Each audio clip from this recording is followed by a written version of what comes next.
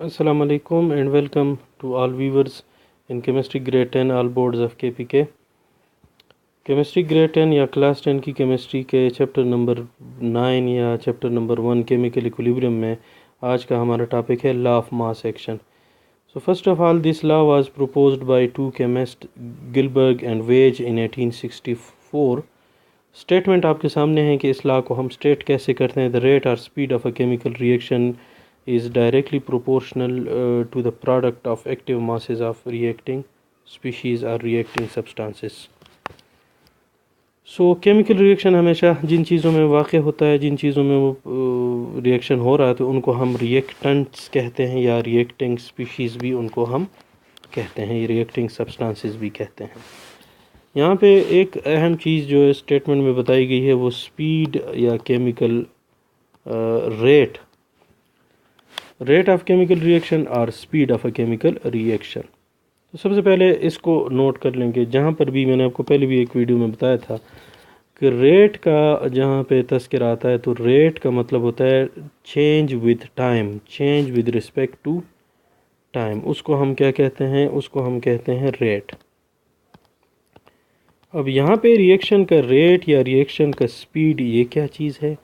उसके बाद फिर इम्पॉर्टेंट चीज़ के ये रिएक्टिंग सब्सटेंसेस का एक्टिव मास ये क्या चीज़ है, इसके ऊपर हम थोड़ी सी डिस्कशन करेंगे। तो सबसे पहले देखें, हम सपोज कर लेते हैं कि एक रिएक्शन जिसमें दो सब्सटेंस ए और बी ये आपस में रिएक्ट करके एक और सब्सटेंस सी में कन्वर्ट हो रहे हैं, दोनों आपस में मिलकर कन्वर्ट हो रहे हैं। अब इस रिएक्शन का रेट या इस रिएक्शन का स्पीड हम तीन चीज़ों के लिहाज से ले सकते हैं, ए के लिहाज से, बी के लिहाज से, सी के लिहाज से। अगर आपके पास सपोज़ जब रिएक्शन शुरू होता है यानी time is equal to 0 second गुज़रा है रिएक्शन का टाइम, और आपके पास इसके हैं x2 मोल्स, x2 मोल्स।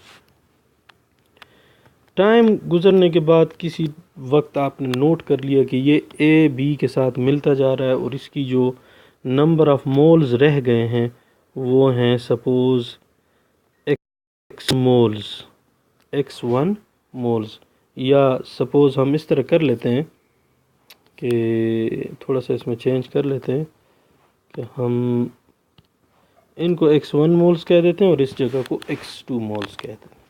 अब change in time del T ये हो गया T2 माइनस ये T2 और ये T1, ठीक है। T1 final time, initial time. Change in moles, change in moles ये सिंबल जो है डेल्टा का जो सिंबल है ये चेंज इन मोल्स के चेंज के लिए रिप्रेजेंट होता है। Change in moles is x2 minus x1। और अगर ये रिएक्टेंट्स हैं, ए बी के साथ डिफ्यूज़ हुआ है, इसके साथ मिला है, इसके साथ रिएक्शन की और सी बना है, तो ज़ाहिर बात है इसका जो नंबर ऑफ़ मोल्स हैं उनमें कमी आएगी। तो देखें total change in concentration divided by change in time, तो ऑटोमेटिकली हमारे पास ये क्या चीज़ आएगी?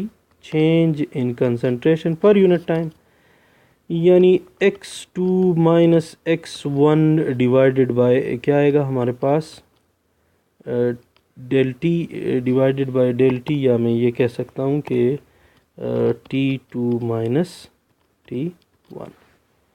तो इस तरीके से हमारे पास जो कंसंट्रेशन में कमी वाक़ हुई है विद रिस्पेक्ट टू टाइम पर यूनिट टाइम, तो ये इसका हो गया स्पीड, ये इस रिएक्शन का हो गया रेट या speed, change in concentration per unit time. इसी तरह अगर हम सी के लिहाज से लेंगे तो सी शुरू में 0 होगा, कुछ वक्त के बाद कुछ अमाउंट इसकी बन जाएगी x minus 0 total change in amount है, डिवाइडेड बाय हम T2 माइनस T1 करेंगे तो हमारे पास क्या आ जाएगा कि यूनिट टाइम में इसकी में कितनी चेंज आई है। तो ये सी के लिहाज से हमारा क्या हो जाएगा? स्पीड हो जाएगा या रेट ऑफ द रिएक्शन हो जाएगा। एक्टिव मासेस नेक्स्ट पेज के ऊपर हम इसके ऊपर डिस्कशन करते हैं। यहाँ ये चीज़ आपने नोट कर ली, ए और बी रिएक्टिंग सब्सटेंसेस हैं, सी जो है वो प्रोडक्ट है। तो what do you mean by the term active mass, हम यहाँ इस पे थोड़ी सी बात करेंगे। एक्टिव मास, इसको हम मोलर कंसंट्रेशन और द नंबर ऑफ मोल्स पर डेसीमीटर क्यूब भी कहते हैं। जब हम चीज़ों के दरमियान रिएक्शन करते हैं तो बहुत कम चीज़ें ऐसी हैं कि जो डायरेक्ट आपस में मिलती हैं। ज़्यादातर रिएक्शंस जो होते हैं वो किस फॉर्म में होते हैं? सॉल्यूशंस में, कि हमने उनके सॉल्यूशन बनाए होते हैं। तो फिर अगर आप ए और बी दो चीज़ों का रिएक्शन करा रहे हैं और उससे एक तीसरी चीज़ सी बन रही है, तो हर एक डेसीमीटर क्यूब में आपने ए के कितने मोल डाले हैं, हर एक डेसीमीटर क्यूब में आपने बी के कितने मोल डाले हैं। तो ये ए और बी का क्या हो गया, ये इन दोनों का क्या हो गया, ये इन दोनों का एक्टिव मास हो गया। तो लॉ को अब दोबारा ज़रा देखें तो लॉ में हमें क्या बताया गया कि द रेट और speed of a chemical reaction is directly proportional to the product of the active masses of the reacting substances. तो यहाँ पे ये नोट कर लें कि हम एक्टिव मास से हम क्या मुराद ले रहे हैं? Molar concentration, that is the number of moles पर डेसीमीटर क्यूब। डेसीमीटर क्यूब तकरीबन तकरीबन 1 लीटर के बराबर भी होता है। मैथमेटिकली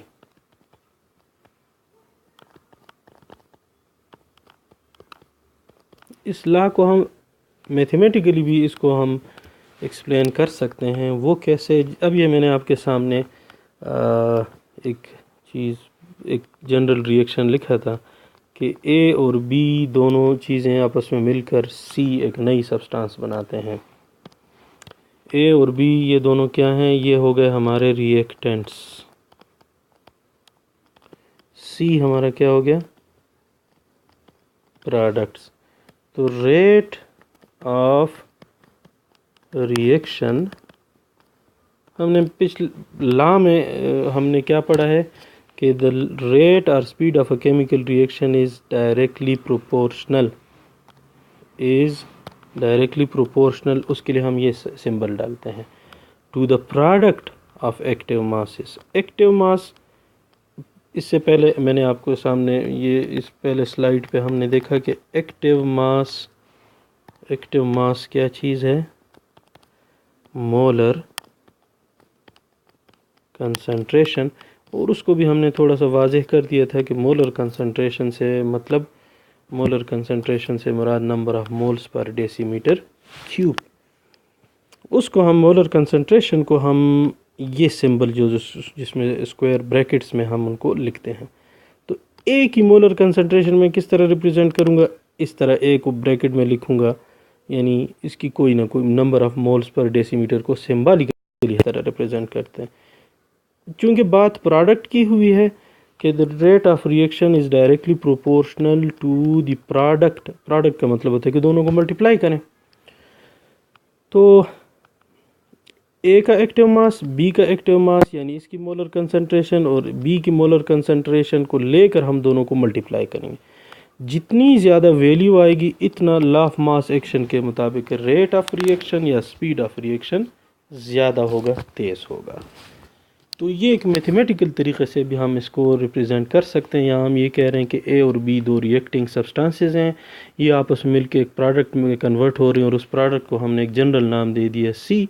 तो according to law of mass action the rate of this reaction will be directly proportional और प्रोपोर्शनल, ये प्रोपोर्शनलिटी का सिंबल है, to the active masses of A and B because these two A and B are reacting substances hair.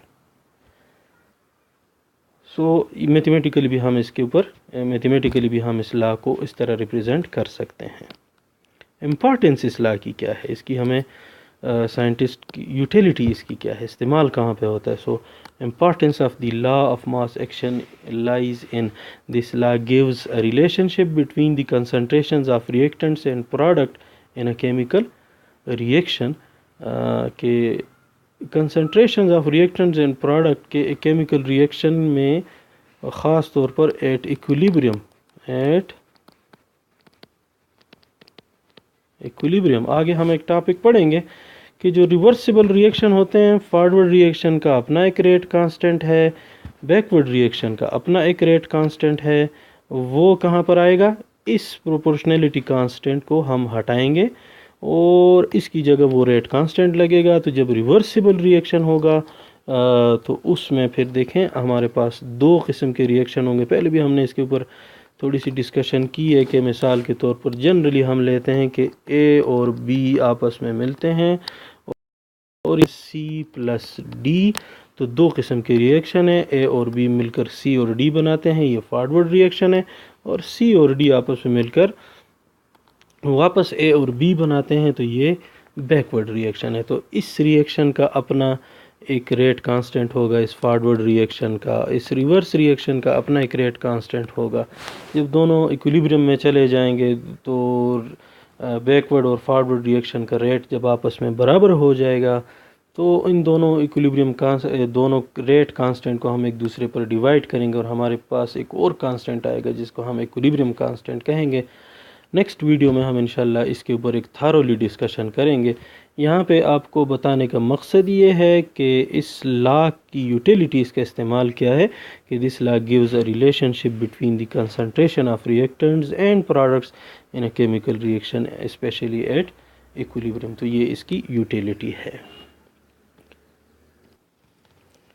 तो अभी तक जितनी भी हमने डिस्कशन कर ली है, दोबारा स्टेटमेंट पे आ जाएं। द रेट और speed of a chemical reaction is directly proportional to the product of active masses of reacting substances. तो रेट भी आपको क्लियर हो गया होगा, उम्मीद करता हूँ कि स्पीड या रेट क्या चीज़ है केमिकल रिएक्शन के अंदर। डायरेक्टली प्रोपोर्शनल का मतलब ये है कि ये जो प्रोडक्ट ऑफ एक्टिव मासेस हम ले रहे हैं ये ज़्यादा होगा तो रेट भी ज़्यादा होगा, ये प्रोडक्ट कम आएगा तो रेट भी कम आएगा। तो ये डायरेक्ट रिलेशन का या डायरेक्टली प्रोपोर्शनैलिटी का ये मतलब होता है। साथ में ये एक्टिव मासेस क्या चीज़ हैं, यानी number of moles per decimetre cube या मोलर कंसंट्रेशन भी इसको कहते हैं। तो उम्मीद करता हूँ कि अभी तक इस टॉपिक में हमने लॉ ऑफ मास एक्शन पढ़ा, इसकी डिफिनीशन ये आपको समझ आ गई होगी।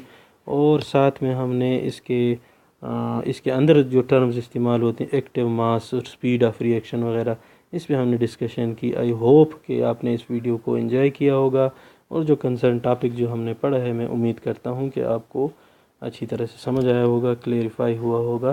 Thank you for watching this video. Please don't forget to subscribe to my channel for more videos. अल्लाह हाफिज़ and have a nice day.